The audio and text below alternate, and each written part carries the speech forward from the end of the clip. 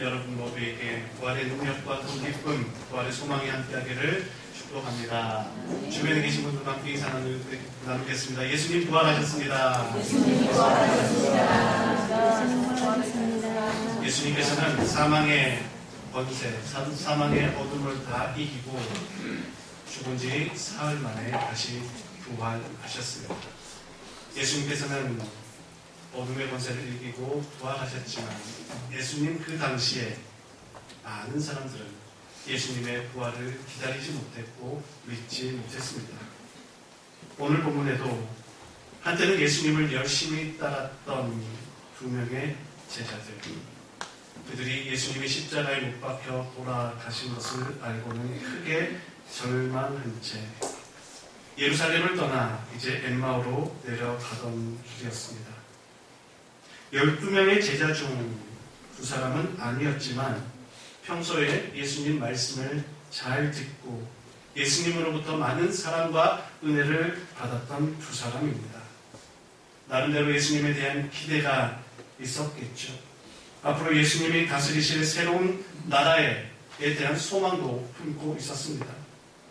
그런데 예수님께서 십자가에 달려 돌아가시게 되자 크게 낙담합니다. 이제 모든 것이 틀렸구나. 우리가 꿈꾸었던 모든 것은 다 무너졌구나 생각하며 모든 것을 포기한 채 그제의 고향 엠마오로 돌아가던 중이었습니다. 그러면서 그 두 사람은 최근 일어난 일들에 대해서 이런저런 이야기를 나누고 있습니다. 그렇게 길을 가던 중 낯선 한 사람이 그 길을 함께 걸어갑니다. 여보시오, 무슨 이야기들을 그렇게 심각하게 하십니까? 그러자 그 두 사람은 슬픈 기색을 보이며 그 자리에 멈추어 섭니다. 그러면서 한 사람, 글로바라고 하는 사람이 그 길을 가던 한 사람을 꾸짖듯 이야기합니다. 당신은 예루살렘에 살면서도 요즘 거기에서 일어난 일에 대해 모른단 말이에요.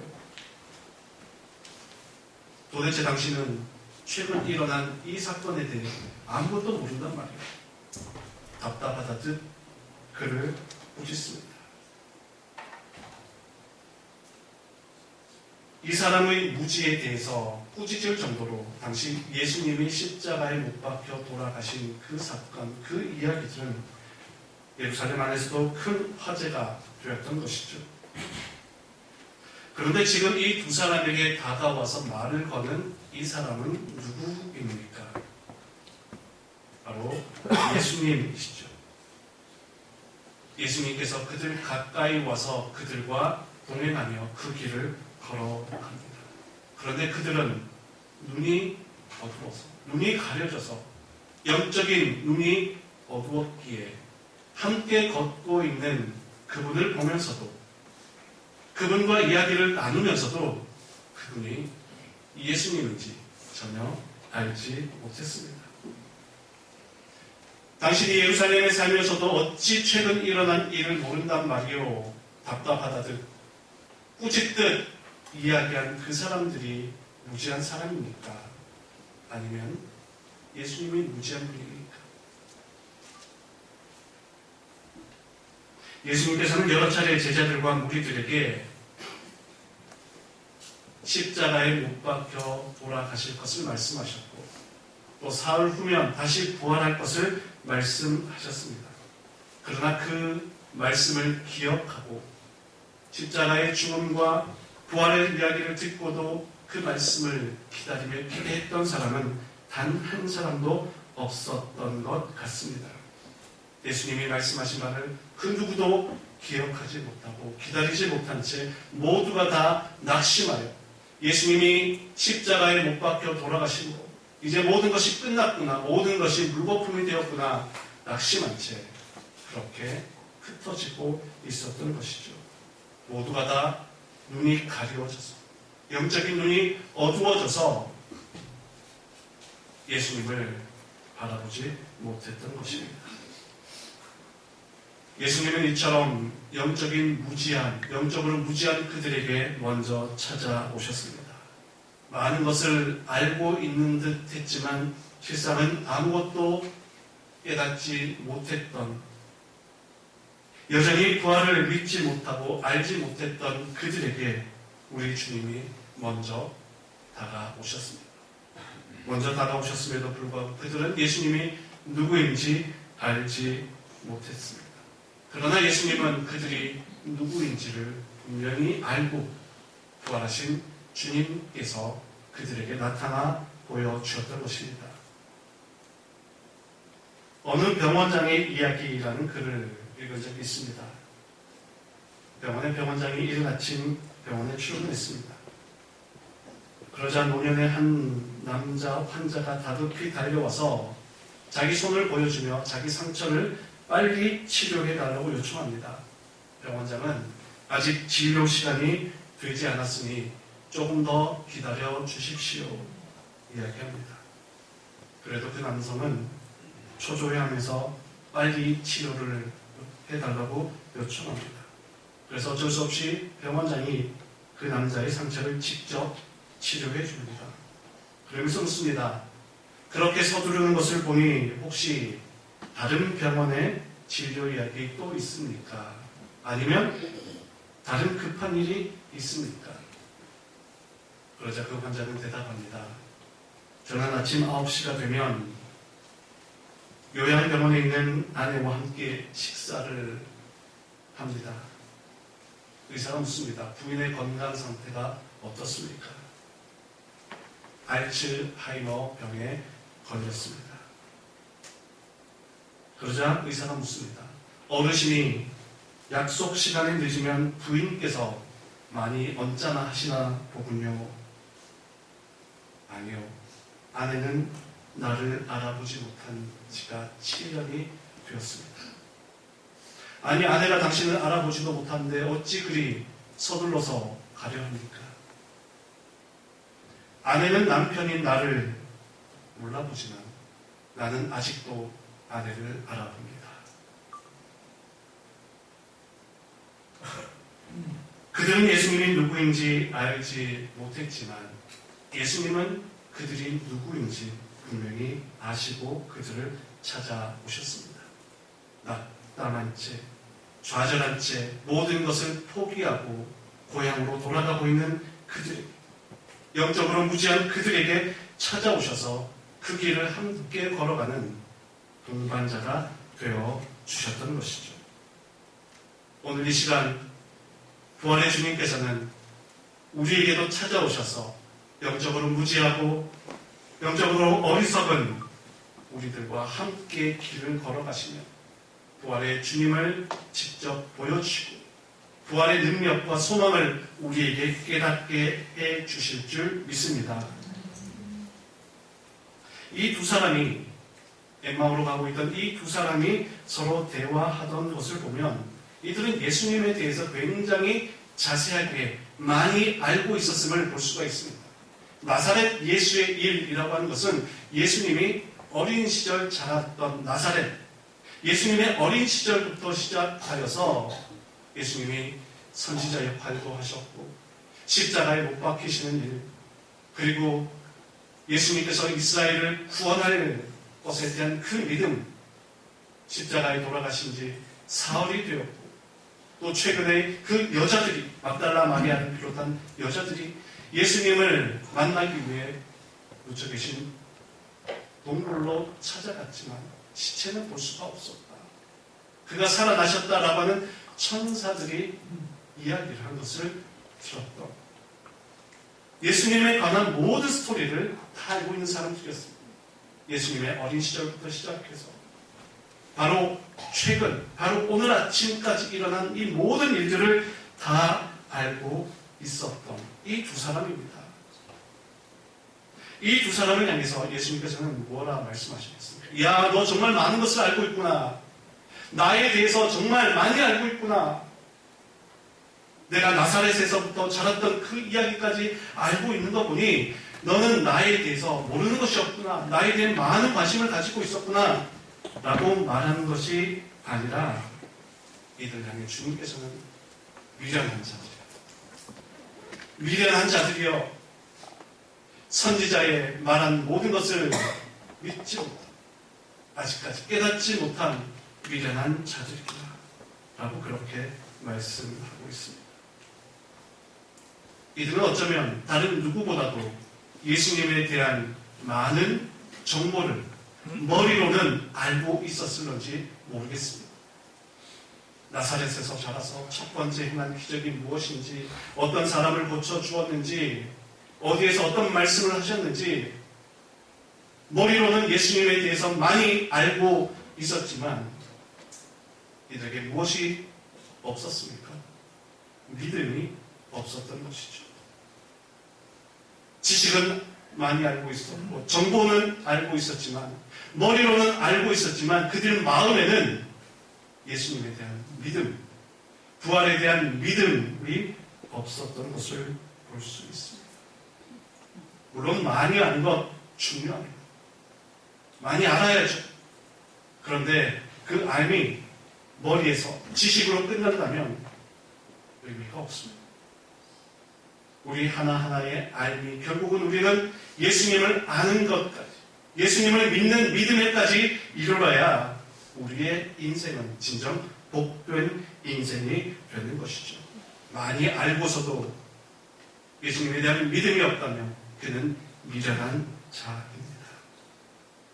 오늘 우리는 많이 아는 것을 위해, 많은 것을 알기 위해 노력하는 것이 아니라 바른 믿음, 부활에 대한 그 믿음을 가질 수 있는 여러분 모두가 되시기를 축복합니다. 아멘.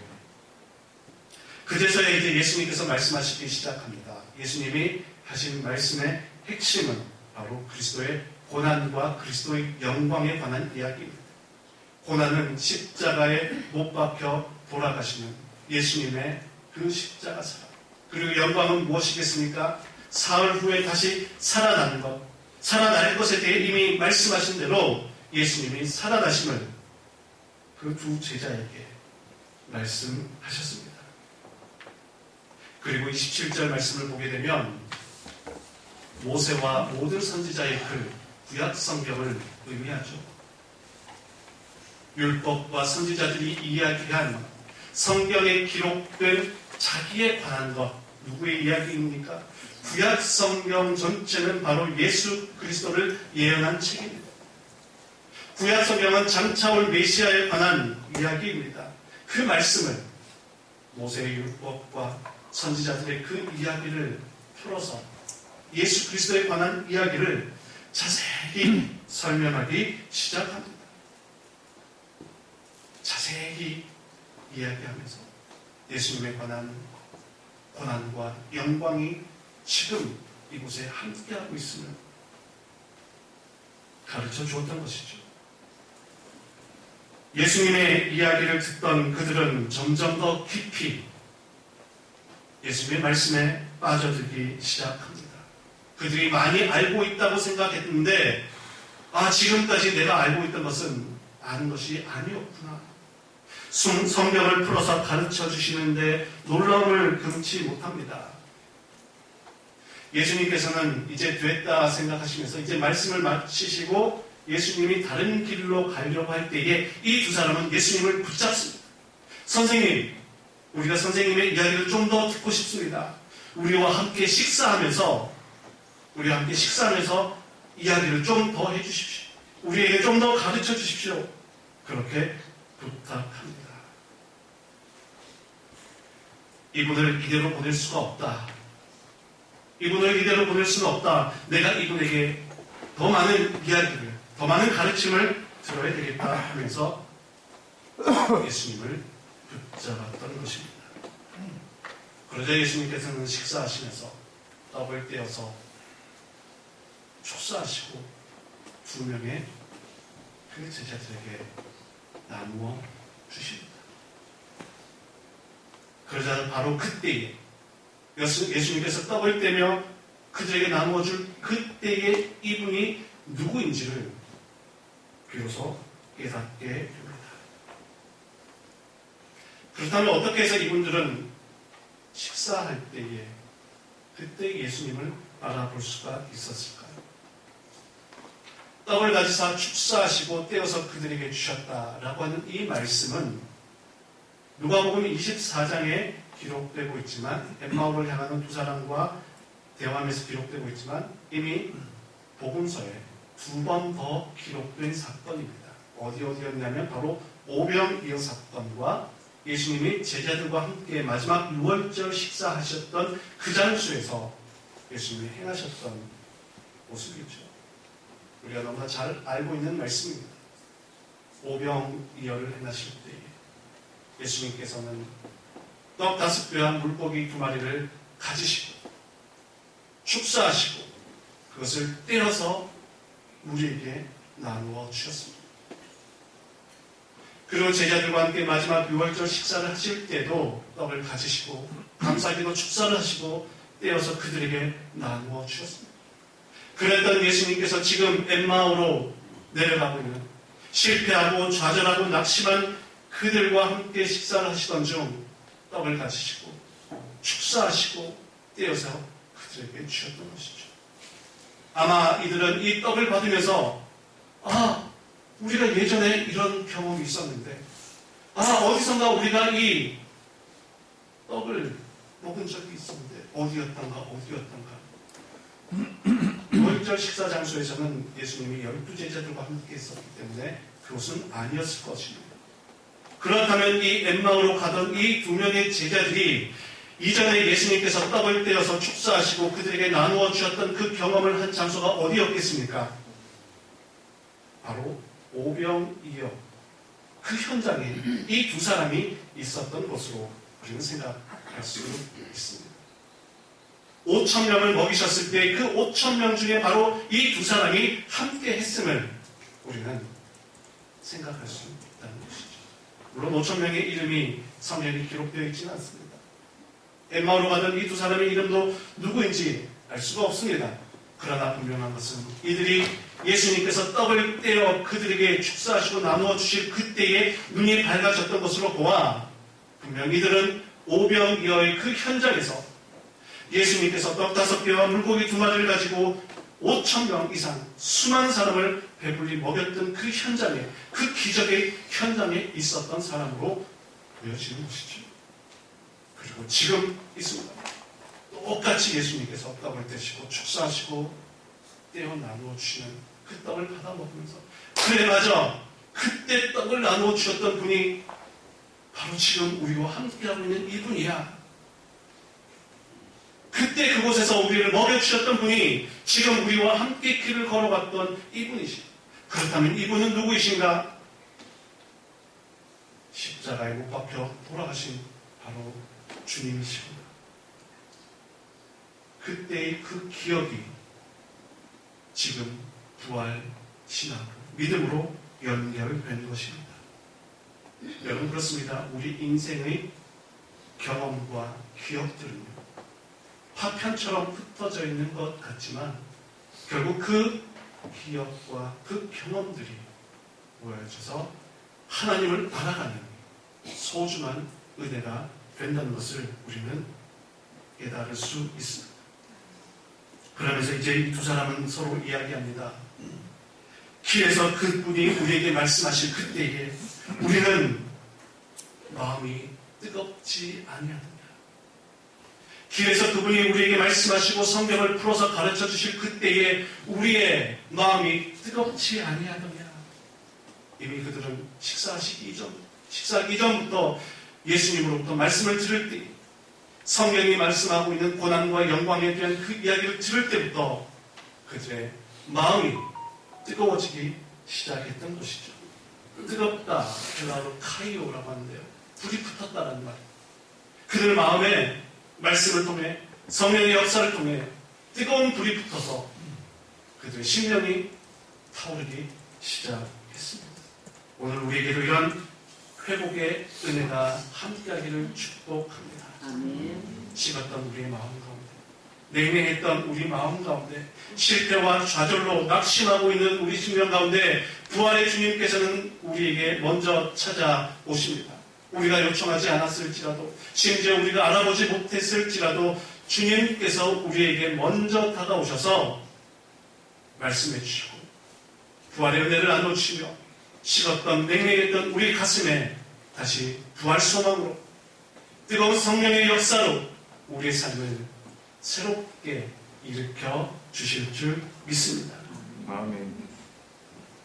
이렇게 그들의 마음이 뜨거워지게 되자 그들은 발걸음을 돌이킵니다.